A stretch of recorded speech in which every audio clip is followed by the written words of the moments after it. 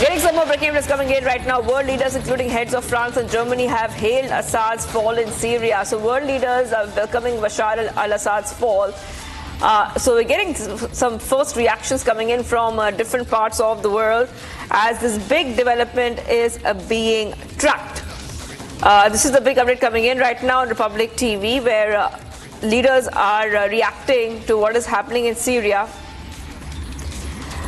And rebel forces in Damascus are saying that they have ended Bashar al-Assad's rule as rebel leader says the future is ours. So right now, the Syria is under the control of the rebels. Many reactions coming in from different countries. And when we speak about France and Germany, they have hailed the fall of the Assad regime in Syria. I'm going to go across to my colleague joining us, Earth, is joining us live from our newsroom. Earth, this is very important because we're expecting different world leaders to react differently to what is happening in Syria. But coming to know that France and Germany are hailing Assad's fall in Syria, we also would be waiting for what the Russians and other allies of Syria and Bashar al-Assad have to say. But for now, this is the big update coming in. Earth.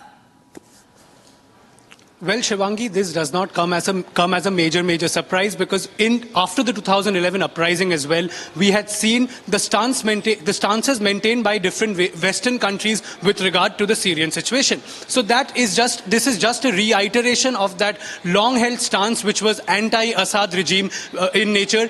The United States, the French Republic, the German apparatus, all countries have categorically expressed their anti-Assad stance in the past. And now the French President Emmanuel Macron welcomed the fall of the Syrian government headed by Bashar al-Assad, and he also said that France remains committed to the security of all in West Asia. Moreover, the German foreign minister also said that the ouster or the fall of Bashar al-Assad comes as a relief to the world. And earlier today we also had Donald Trump saying that the United States should stay out of what's happening in Syria right now. The sequence of these statements raises a big question. The big question being whether or not the insurgents have any sort of backing from these Western nations. So clearly, Shivangi, the reaction from Western nations does not come as a major surprise, because this takes us back to 2011 and the stance that they have held ever since 2011, the anti-Assad stance that they have held. And moreover, the Ministry of External Affairs also coming to the rescue of Indian nationals in Syria.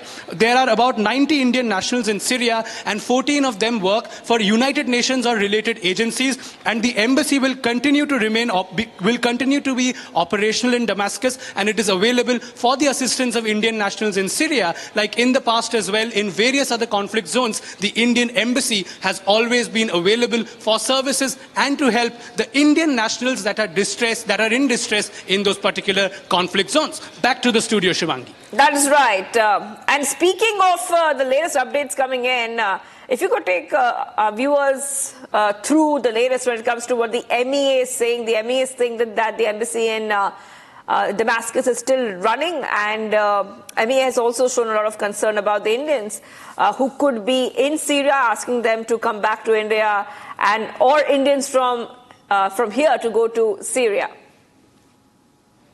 Right, Shivangi, anywhere, any conflict zone, Indian nationals being there, that always emerges as the first and foremost concern for the Ministry of External Affairs. And like in Syria as well, we have seen that the Ministry of External Affairs has released a statement saying that the embassy in Syria will remain operational, and it will be rendering all kinds of services to Indian nationals who are in distress. And according to our information, there are about 90 Indian nationals in Syria, and 14 of them working for United Nations or related agencies. And it is important for the Ministry of External Affairs to ensure steadfast communication with these particular nationals who are present in Syria, to ensure that these nationals are not victim to any casualty or not victim to what is currently happening in Syria, the all-out insurgents versus al-Assad that is in Syria. The first and foremost priority of the Ministry of External Affairs remains the safety of Indian nationals in Syria. Back to the studio, Shivangi. All right, thank you for joining there with all those details. We're getting many reactions coming in, viewers, right now as well, because we keep our focus on the big story as rebels are advancing across Syria.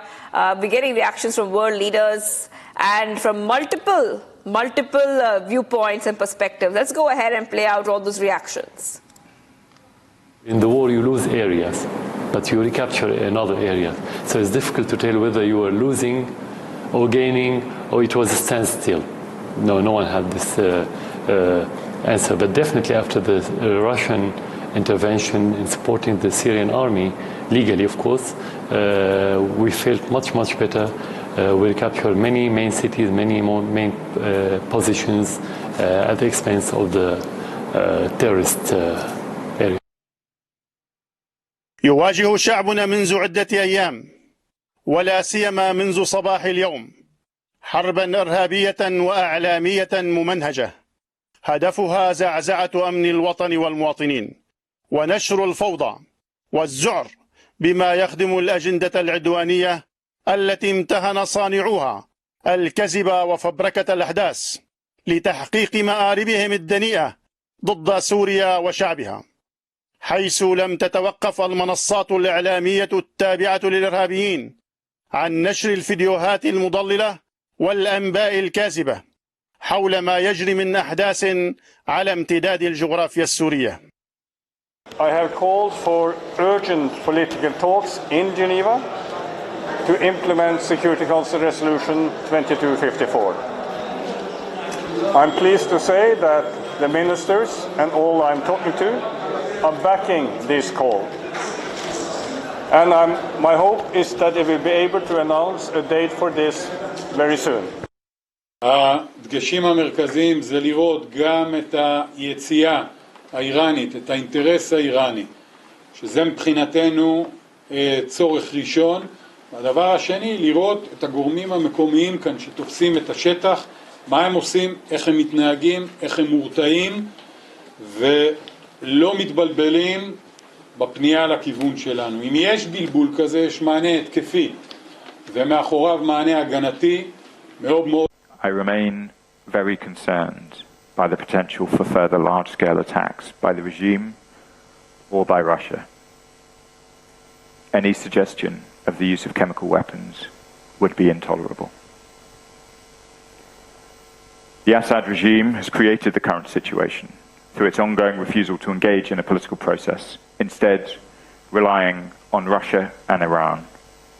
In the war, you lose areas, but you recapture another area. So it's difficult to tell whether you were losing or gaining, or it was a standstill. No one had this answer. But definitely after the Russian intervention in supporting the Syrian army, legally of course, we felt much better.